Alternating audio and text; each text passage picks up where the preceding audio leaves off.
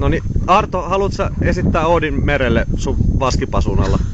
Joo, mulla on tällainen vaskipuhallin, josta mä haluaisin esittää Oodin merelle.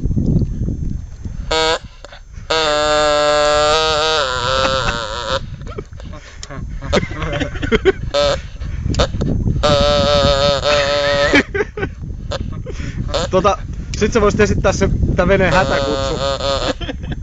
Et tää on se ääni kun puhalletaan sit kun ollaan tosi merihädässä. Silloin kun oikein kunnon sumu, niin silloin täytyy löytyä puhaltimesta voimaa.